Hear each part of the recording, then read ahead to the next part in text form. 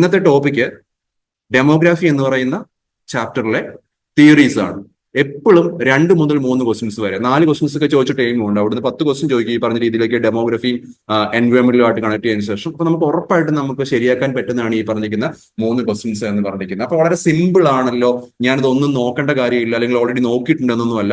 ഇവിടെ കുറച്ച് ഇൻഫർമേഷൻ നമ്മൾ പഠിച്ചു വെക്കേണ്ടതുണ്ട്. ക്രോണോളജിക്കൽ ഓർഡർ പോലുള്ള കാര്യങ്ങൾ, അതുമായിട്ട് ബന്ധപ്പെട്ട ഓരോ എക്കോണമിസ്റ്റുകൾ, അവരുടെ വർക്കുകൾ, ഇങ്ങനത്തെ കാര്യങ്ങളൊക്കെ നമ്മളെ സംബന്ധിച്ച് എന്താണ് വളരെ ഇമ്പോർട്ടന്റ് ആണ്. നമ്മൾ ഈ തിയറീസ് ഓഫ് പോപ്പുലേഷനൊക്കെ നമ്മൾ വന്നു കഴിയുമ്പോഴത്തേനും നമ്മൾ ശ്രദ്ധിക്കേണ്ട കുറച്ച് കാര്യങ്ങളുണ്ട്. ഓക്കെ, ഒന്ന് ഞാൻ പറഞ്ഞു വളരെ ഈസി ആയിട്ട് നമുക്ക് സ്കോർ ചെയ്യാവുന്ന ഏരിയാസ് ആണ്, എന്നാൽ at the same time revision വളരെ ഇമ്പോർട്ടന്റ് ആണ് എന്നുള്ളത്. അപ്പൊ ഈ തിയറീസ് ഓഫ് പോപ്പുലേഷൻ എന്ന് നമ്മൾ ഡിസ്കസ് ചെയ്യുമ്പോൾ ഇവിടെ പ്രധാനമായിട്ടും ഒരു 6 തിയറികളെ കുറിച്ചാണ് നിങ്ങൾ ഇവിടെ അറിഞ്ഞിരിക്കേണ്ടത്. ഏതൊക്കെയാണ്? നിങ്ങൾ കേട്ടിട്ടുള്ളതാണ് ഓൾറെഡി ഈ തിയറികളെല്ലാം. ഓപ്റ്റിമം പോപ്പുലേഷൻ തിയറി പറയാൻ വളരെ എളുപ്പമാണ്, പക്ഷെ ഇവിടുത്തെ ഡിഫറെന്റ് പെർസ്പെക്റ്റീവ്സ് ഉണ്ട്. കുറെ എക്കോണമിസ്റ്റുകൾ ഡിഫറെന്റ് ഫോംസിൽ ഓപ്റ്റിമം പോപ്പുലേഷൻ എന്ത് ചെയ്തിട്ടുണ്ട്, ഡിഫൈൻ ചെയ്തിട്ടുണ്ട്. അതൊക്കെ നമുക്ക് അവിടെ നോക്കേണ്ടതുണ്ട്. അതുപോലെ തന്നെ നമ്മൾ ക്രോണോളജിക്കൽ നോക്കുകയാണെങ്കിൽ ഏറ്റവും ആദ്യം വരേണ്ട തിയറിയാണ് മാൽത്യൂഷൻ പോപ്പുലേഷൻ തിയറി. ഓക്കെ, സോ ആ തിയറിയായിട്ട് ബന്ധപ്പെട്ട കാര്യങ്ങൾ, അദ്ദേഹത്തിന്റെ കുറച്ച് വർക്കുകൾ ആൻഡ് ദെൻ അവിടുത്തെ കോൺസെപ്റ്റുകൾ, അതൊക്കെയാണ് നമുക്ക് അവിടെ പഠിച്ചു വരേണ്ടത്.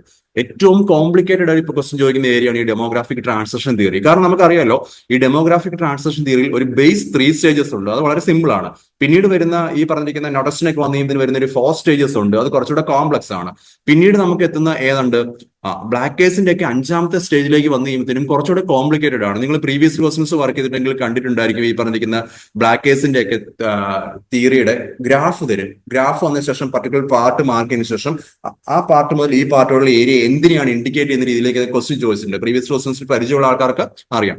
അപ്പൊ ഈ പറയുന്ന ഡെമോഗ്രാഫിക് ട്രാൻസിഷൻ തിയറി, അതാണ് ആ തിയറിയെ കുറിച്ച് നമ്മൾ ഡിസ്കസ് ചെയ്യുമ്പോൾ അവിടെ ഏറ്റവും കൂടുതൽ അറിഞ്ഞിരിക്കേണ്ടത് അതിന്റെ ഒരു 3 റേഞ്ച് ആണ്. ഞാൻ ഈ 3ാമത്തെ ഓപ്ഷനാണ് ഇവിടെ പറയാൻ പോകുന്നത്. ഡെമോഗ്രാഫിക് ട്രാൻസിഷൻ തിയറിയെ കുറിച്ച് നിങ്ങൾ അറിഞ്ഞിരിക്കുമ്പോൾ അവിടെ നിങ്ങൾ പ്രധാനമായിട്ടും ഇതിന്റെ 3 വെർഷൻസ് അറിഞ്ഞിരിക്കണം. ഏതൊക്കെയാണ് ഈ 3 വെർഷൻസ് എന്ന് പറഞ്ഞിരിക്കുന്നത്? ഏതാ 3 വെർഷൻ എന്ന് പറഞ്ഞിരിക്കുന്നത്? അതായത് 3 സ്റ്റേജസ് വരുന്ന base version. Okay, base version. പിന്നീട് വരുന്ന 4 സ്റ്റേജ് ഉണ്ട്. അത് പിന്നീട് കഴിഞ്ഞ് വരുന്ന എന്തുണ്ട്, 5 സ്റ്റേജ് ഉണ്ട്. ഇത് കുറച്ച് കോംപ്ലിക്കേറ്റഡ് ആണ്.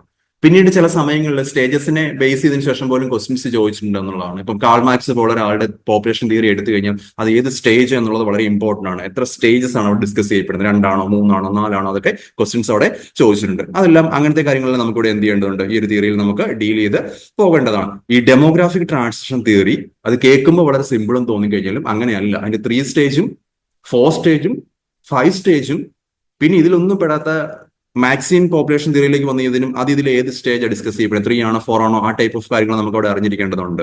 പിന്നെ നമുക്ക് മോഡേൺ തിയറീസ് ഉണ്ട്. പോപ്പുലേഷൻ എക്കണോമിക്സിലേക്ക് നമുക്ക് വന്നതിനും ബോസ്റഫ്സിന്റെ തിയറി എന്ന് പറയുന്നത് മോഡേൺ തിയറിയാണ്. ആൻഡ് ദെൻ കോണുകോപ്പിയൻ തിയറി എന്ന് പറയുന്നത് ഏതാണ്, മോഡേൺ തിയറിയാണ്. സോ അപ്പം നമുക്ക് ഇതിന്റെ ഒരു ക്രോണോളജിക്കൽ ഓർഡർ നമുക്ക് നോക്കുകയാണെന്നെങ്കിൽ ഈ 6 തിയറികളും നമുക്ക് ഏറ്റവും ആദ്യം നമുക്കിവിടെ അറിഞ്ഞിരിക്കേണ്ട ഇതിന്റെ ഒരു chronological order kind of questions ചോദിക്കുകയാണെന്നുണ്ടെങ്കിൽ ഏറ്റവും ഫസ്റ്റ് നമുക്ക് നോട്ട് ചെയ്യാൻ സാധിക്കുന്ന തിയറി ഏതാണ്, മാൽത്യൂഷൻ പോപ്പുലേഷൻ തിയറിയാണ്.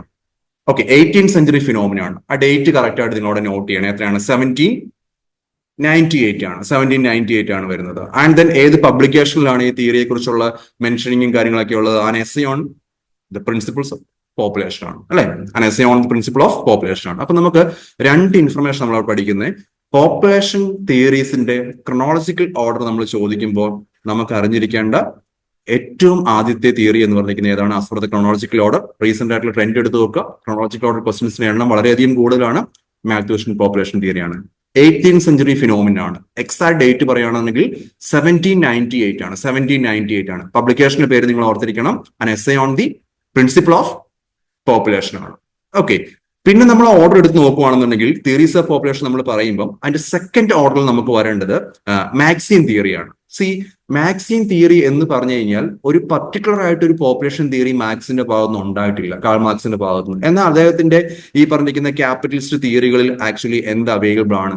ഈ ഐഡിയ, പോപ്പുലേഷൻ തിയറിയെ കുറിച്ചുള്ള ഐഡിയ ഇൻഹെറന്റ് ആണ്. അതാണ് നമ്മളിവിടെ രണ്ടാമതായിട്ട് നമ്മളിവിടെ എന്ത് ചെയ്യുന്നത്, പരിഗണിക്കുന്നത് എന്നുള്ളതാണ്. ഓക്കെ, ആൻഡ് ദെൻ ഓർഡർ പ്രകാരം 3ാമത് വരേണ്ട ഏതാണ്? ഒപ്റ്റിമം പോപ്പുലേഷൻ തിയറിയാണ്. ഈ ഒപ്റ്റിമം പോപ്പുലേഷൻ തിയറിക്ക് ഡിഫറെന്റ് വെർഷൻസ് ഉണ്ട്. വളരെ വ്യക്തമായിട്ട് നമുക്കത് എന്താണ് അറിഞ്ഞിരിക്കേണ്ടതുണ്ട് എന്നാണ്. വളരെ ഡീറ്റെയിൽ ആയിട്ട് തന്നെ നമുക്കത് ഡിസ്കസ് ചെയ്യാവുന്നതാണ്. ഓക്കെ, കുറെ എക്കോണമിസ്റ്റും അതുമായിട്ട് കണക്റ്റഡ് ആയിട്ട് വരുന്നുണ്ട്. അത് ഓരോന്നും നമുക്കത് കാണാം. ഞാൻ വളരെ ഡീറ്റെയിൽ ആയിട്ട് ആ ഒപ്റ്റിമം പോപ്പുലേഷൻ തിയറി നിങ്ങൾക്ക് ക്ലാസ് എടുക്കുമ്പോൾ നിങ്ങൾക്ക് ഓരോ സ്റ്റേജുകളും അതുമായിട്ട് ബന്ധപ്പെട്ട എക്കോണമിസ്റ്റുകൾ അവരുടെ പബ്ലിക്കേഷൻസ് അങ്ങനത്തെ കാര്യങ്ങൾ നമുക്ക് അവിടെ നോക്കേണ്ടതുണ്ട്. എനിവേ ഇവിടെ നമ്മളെ സംബന്ധിച്ച് ക്രോണോളജിക്കൽ ഓർഡർ നോക്കുമ്പോൾ മൂന്നാമത്തെ പൊസിഷനിൽ വരേണ്ട ഏതാണ്? ദ ഒപ്റ്റിമം പോപ്പുലേഷൻ തിയറിയാണ് എന്നുള്ളതാണ്. ആൻഡ് ദെൻ പിന്നീട് വരുന്ന ഏതാണ്? ഡെമോഗ്രാഫിക് ട്രാൻസിഷൻ തിയറിയാണ്. ഡെമോഗ്രാഫിക് ട്രാൻസിഷൻ തിയറിക്കും ഡിഫറെന്റ് ഓപ്ഷൻസ് നമുക്ക് അവിടെ അവൈലബിൾ ആണ് എന്നുള്ളതാണ്. ഓക്കെ, ഞാൻ പറഞ്ഞു ഈ പറഞ്ഞിരിക്കുന്ന വാറൻ തോംസൺ ആണ് ആദ്യമായിട്ട് ഈ പറഞ്ഞിരിക്കുന്ന ഒരു ഡെമോഗ്രാഫിക് ട്രാൻസിഷൻ തിയറി ഫോർമുലി അവതരിപ്പിക്കുന്നത്. 3 സ്റ്റേജസ് ആണ് വരുന്നിരിക്കുന്നത്. പിന്നീട് നോട്ടസ്റ്റിൻ പോലുള്ള ആൾക്കാർ പിന്നീട് വരുന്നുണ്ട് 4 സ്റ്റേജസുമായിട്ട് ബന്ധപ്പെട്ട്. അത് കഴിഞ്ഞ ശേഷം ഏതാ പറഞ്ഞിരിക്കുന്നത്? ബ്ലാക്ക് വരുന്നുണ്ട്, ബ്ലാക്കർ അല്ലെ. അദ്ദേഹത്തിന്റെ തിയറിയിലേക്ക് നമുക്ക് വന്നു കഴിയുമ്പോഴത്തേനും ബ്ലാക്കേഴ്സിന്റെ തിയറിയിലേക്ക് എത്തിക്കുന്നതിന് 5 സ്റ്റേജസ് ആണ് നമുക്ക് അവിടെ ഉള്ളത് എന്നുള്ളതാണ്. അപ്പൊ അതും കുറച്ച് കോംപ്ലക്സ് ആയിട്ടുള്ള ഏരിയാസ് ആണ് ഡെമോഗ്രാഫിക് ട്രാൻസിഷൻ തിയറി എന്ന് പറഞ്ഞിരിക്കുന്നത്. ഓക്കെ, ആൻഡ് ദെൻ പിന്നീട് 2 മോഡേൺ തിയറിയാണ് നമുക്കുള്ളത്. ഏതൊക്കെയാണ്? ബോസ്റഫ്സ് തിയറി ഓഫ് പോപ്പുലേഷൻ ആണ്. ഇത് പൂർണ്ണമായിട്ടും ആദ്യം നമ്മൾ പഠിച്ച മാൽത്യൂഷൻ തിയറിയില്ലേ, നമ്മൾ പഠിച്ച മാൽത്യൂഷൻ തിയറിയില്ലേ, ഈ മാൽത്യൂഷൻ തിയറിയെ കൗണ്ടർ ചെയ്തുകൊണ്ട് എമർജ് ചെയ്തിരിക്കുന്ന തിയറിയാണ് ഈ പറയുന്നത് ബോസ്റഫ്സ് തിയറി എന്ന് പറഞ്ഞിരിക്കുന്നത്. അതായത് മാൽത്യൂഷൻ തിയറി എന്ന് പറഞ്ഞിരിക്കുന്നത് വളരെ പെസിമിസ്റ്റിക് ആയിട്ടാണ് പോപ്പുലേഷൻ ഗ്രോത്തിനെ കാണുന്നത്. എന്നാൽ at the same time modern തിയറികളെല്ലാം പോപ്പുലേഷൻ ഗ്രോത്തിനെ ഒരു ഓപ്പർച്യൂണിറ്റി ആയിട്ടാണ് കാണുന്നത്. നമുക്കറിയാലോ, നമ്മൾ കഴിഞ്ഞ ദിവസം ഡിസ്കസ് ചെയ്യപ്പെട്ട ഡെമോഗ്രാഫിക് ഡിവിഡൻഡ് ഉണ്ട്. ഡെമോഗ്രാഫിക് ഡിവിഡൻഡിലൊക്കെ നമ്മൾ കാണുന്നത് എന്താണ്? ഈ പറഞ്ഞിരിക്കുന്ന ആൾക്കാർ വളരെ യങ് ആണ്. നമ്മൾ പ്രൊപ്പോർഷൻ എടുത്ത് നോക്കിയതിനും വർക്കിംഗ് ക്ലാസ്സും നോൺ വർക്കിംഗ് ക്ലാസ്സും എടുത്തതിനും വർക്കിംഗ് ക്ലാസിന്റെ പ്രൊപ്പോർഷൻസ് ഓവറോൾ പോപ്പുലേഷൻ വളരെയധികം കൂടുതലാണ്. അവിടെ നമുക്ക് കാണാൻ സാധിക്കുന്നത് ആസ് എ പൊട്ടൻഷ്യൽ സോഴ്സ് ആണ് പോപ്പുലേഷൻ എന്ന് പറഞ്ഞിരിക്കുന്നത്. പക്ഷെ നമുക്കറിയാലോ ഏതാണ് വളരെ ട്രഡീഷണൽ ആയിട്ട് മാൽത്തൂസൻ തിയറി എടുത്തു നോക്കി കഴിഞ്ഞാൽ പോപ്പുലേഷൻ എപ്പോഴും ഈ പറഞ്ഞ രീതിയിലേക്ക് ജോമെട്രിക്കൽ പ്രോഗ്രഷനിലാണ് ഇൻക്രീസ് ചെയ്യുന്നത്. എന്നാൽ നമ്മളെ സംബന്ധിച്ച് മീൻസ് ഓഫ് സബ്സ്റ്റൻസ് എന്ന് പറഞ്ഞിരിക്കുന്ന അരിത്തമെറ്റിക് പ്രോഗ്രഷനിലാണ് ഇൻക്രീസ് ചെയ്യുന്നത്. അതുകൊണ്ട് തന്നെ ഒരു ഡെവലപ്മെന്റ് പ്രോസസ്സിന് എപ്പോഴും ഏത് പറഞ്ഞിരിക്കുന്നത് ഒരു കൈൻഡ് ഓഫ് നെഗറ്റീവ് ഇമ്പാക്ട് ഉണ്ടാക്കുന്ന ഒരു പെസിമിസ്റ്റിക് ഫാക്ടർ ആയിട്ടാണ് നമ്മൾ എന്തിനെ നമ്മൾ കാണുന്നത്? ഈ പറഞ്ഞിരിക്കുന്ന പോപ്പുലേഷനെ കാണുന്ന മാൽത്തൂഷൻ തിയറിയിൽ. അപ്പൊ ഞാൻ ഡിസ്കസ് ചെയ്യപ്പെടുന്ന 5ാമതും 6ാമതും ക്രോണോളജിക്കൽ ഓർഡർ വരുന്ന ബോസ്റഫ്സ് തിയറി ഓഫ് പോപ്പുലേഷൻ ആണെങ്കിലും കോണിക്കോപ്പിൻ തിയറി ഓഫ് പോപ്പുലേഷൻ ആണെങ്കിലും ഇത് രണ്ടും മാൽത്തൂഷൻ തിയറിയെ കൗണ്ടർ ചെയ്തുകൊണ്ട് വന്നിരിക്കുന്ന തിയറിയാണ്. ക്വസ്റ്റ്യൻ ചോദിക്കുമ്പോൾ കറക്റ്റ് ആയിട്ട് അവിടെ അറിഞ്ഞിരിക്കണം. വിച്ച് മീൻസ് ഈ 2 തിയറികളും പോപ്പുലേഷനെ വളരെ ഒപ്റ്റിമിസ്റ്റിക് ആയിട്ടാണ് കാണുന്നത്. It's an opportunity.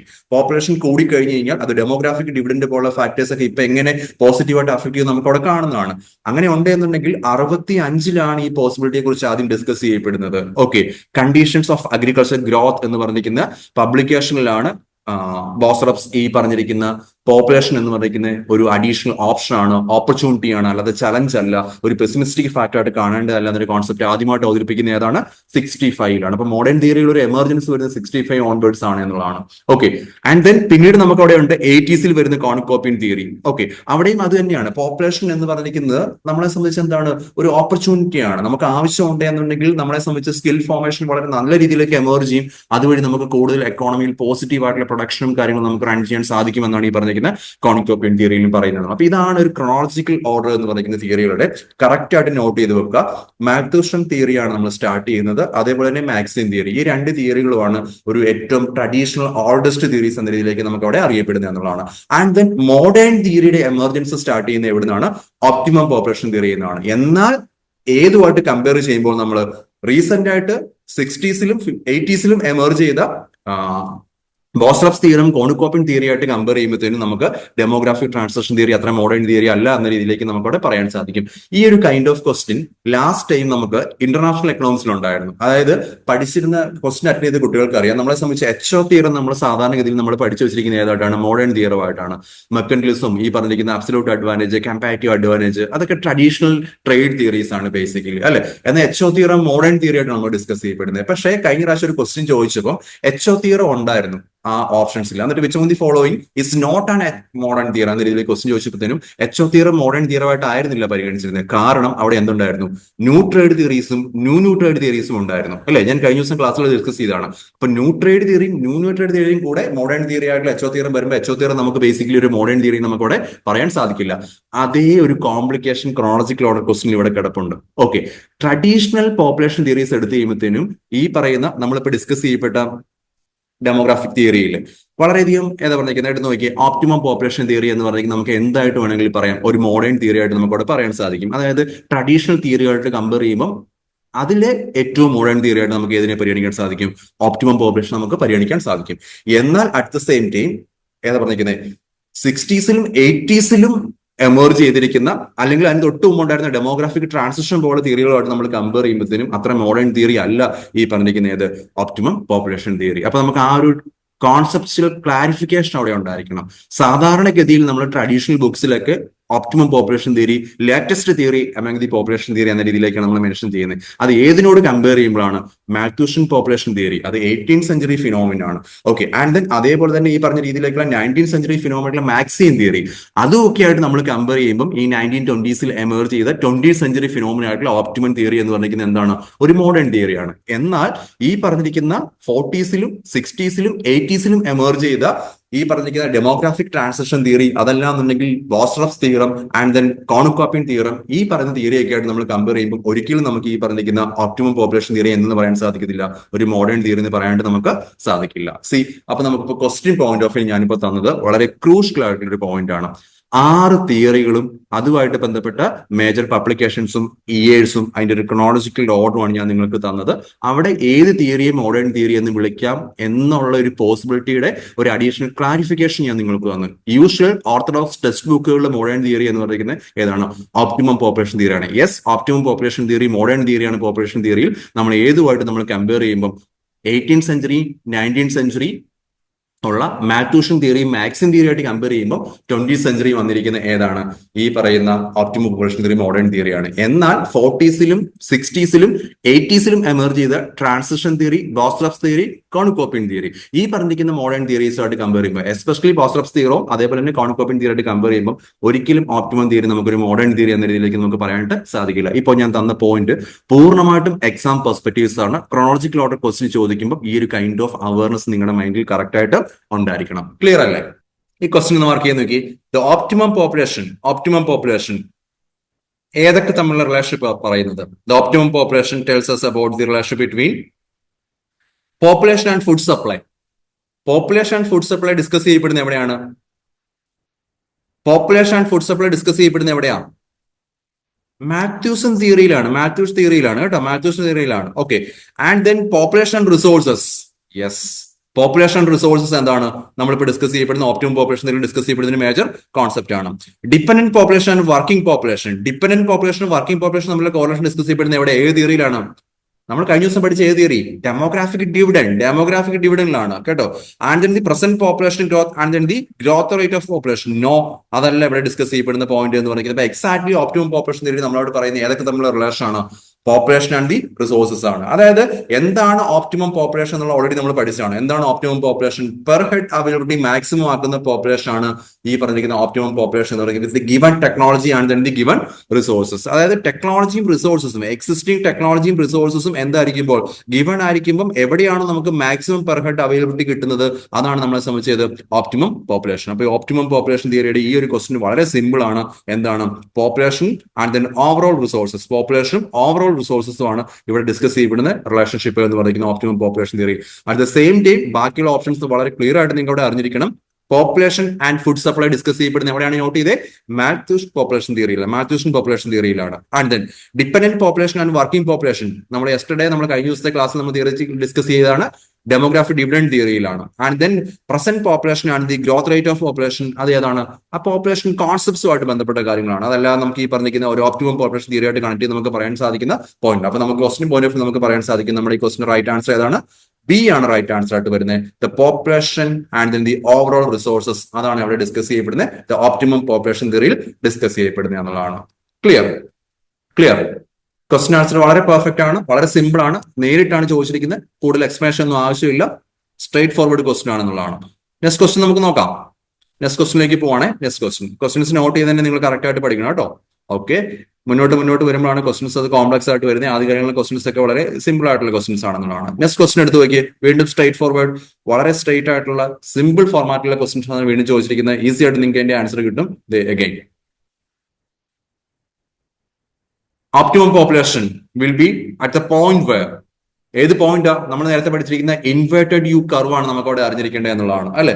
നമ്മൾ കർവിൽ നമ്മൾ കണ്ടതാണ് ഈ പറഞ്ഞിരിക്കുന്ന ഓപ്റ്റിമം പോപ്പുലേഷൻ എന്ന് പറയുന്നത് ഏതാണ്, അതായത് പെർ ക്യാപിറ്റ ഇൻകം മാക്സിമം വരുന്നതാണ് ഈ പറഞ്ഞ രീതിയിലേക്കുള്ള ഓപ്റ്റിമം പോപ്പുലേഷൻ എന്ന് പറയുന്നത്. അണ്ടർ പോപ്പുലേഷൻ ആണെങ്കിലും പെർ ക്യാപിറ്റ ഇൻകം കുറവായിരിക്കും, കാരണം അണ്ടർ യൂട്ടിലൈസ് ഓഫ് റിസോഴ്സസ് ആണ്. ആൻഡ് ദെൻ ഓവർ പോപ്പുലേഷൻ ആണെങ്കിൽ പെർ ക്യാപിറ്റ ഇൻകം കുറവായിരിക്കും, കാരണം അവിടെ എന്താണ് അൺഎംപ്ലോയ്മെന്റും ഈ പറഞ്ഞ രീതിയിലേക്ക് സ്കേഴ്സിറ്റി ഉണ്ടാകാനുള്ള എന്നുണ്ട് പോസിബിലിറ്റി നമുക്ക് അവിടെ ഉണ്ട് എന്നതാണ്. സോ അപ്പൊ നമ്മളെ സംബന്ധിച്ച് എന്താണ് the optimum population will be at that point where the per capita income is maximum. അതാണ് നാഷണൽ ഇൻകോ പോപ്പുലേഷനോ പെർ ക്യാപിറ്റ കൺസംഷനോ ഒന്നും അല്ല. പെർ ക്യാപിറ്റ കൺസംഷൻ നമ്മൾ ഡിസ്കസ് ചെയ്യപ്പെടുന്ന വേറെ പോയിന്റ് ഓഫ് വ്യൂ നിങ്ങൾ എത്തി കഴിയുമ്പോഴത്തേനും നാഷണൽ ഇൻകം അവിടെ കൺസിഡർ ചെയ്യപ്പെടുന്ന വേറൊരു കോൺസെപ്റ്റ് ആണ്. പക്ഷെ നമ്മൾ എക്സാക്ട്ലി ഓപ്റ്റിമം പോപ്പുലേഷൻ എന്ന് പറയുന്ന പോയിന്റ് നമ്മൾ ഡിസ്കസ് ചെയ്യും. അതാണ് the optimum population will be at the point where എന്ന് ചോദിച്ചു കഴിയുമ്പോഴത്തേനും എക്സാക്ട്ലി നമ്മളത് പറഞ്ഞിരിക്കേണ്ടത് ആ ഇൻവേർട്ടഡ് യു കർവുമായിട്ട് ബന്ധപ്പെട്ടാണ്.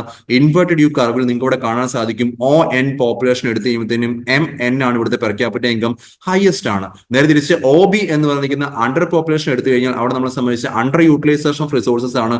അണ്ടർ യൂട്ടിലൈസേഷൻ ഓഫ് റിസോഴ്സസ് ഉള്ളതുകൊണ്ട് തന്നെ അവിടെ പെർ ക്യാപിറ്റ ഇൻകം പൊതുവെ കുറവാണ്. എ ബി എമൗണ്ട് ആണ് വന്നിരിക്കുന്നത്. എം എന്നുമായിട്ട് കമ്പയർ ചെയ്യുമ്പോൾ A B amount per capita income കുറവാണ്. നേരെ തിരിച്ച് നമ്മൾ ഒ ഡി പോപ്പുലേഷൻ എടുത്തു കഴിഞ്ഞാൽ നമുക്കറിയാം അത് എക്സാക്ട്ലി ഓവർ പോപ്പുലേഷൻ ആണ്. ഗിവൺ ടെക്നോളജി റിസോഴ്സസ് എടുത്തു കഴിയുമ്പോഴത്തേനും അത് എന്തിനുള്ള സാധ്യതയുണ്ട്, ഓവർ പോപ്പുലേഷൻ ഉള്ളതുകൊണ്ട് തന്നെ അൺഎംപ്ലോയ്മെന്റും സ്കേഴ്സിറ്റിക്കും ഉള്ള പോസിബിലിറ്റീസ് ഉണ്ട്. അൺഎംപ്ലോയ്മെന്റ് സ്കേഴ്സിറ്റിയും ഉള്ളതുകൊണ്ട് തന്നെ ഇവിടെ per capita income C D എന്ന് പറയുന്നത് എന്താണ് എം എന്നേക്കാളും കുറവായിരിക്കും. സോ ക്വസ്റ്റിന്റെ ആൻസറിലേക്ക് വന്നു കഴിഞ്ഞാൽ the optimum population will be at the point where the per capita income is maximum ആണ്. Per capita income is maximum ആണ്.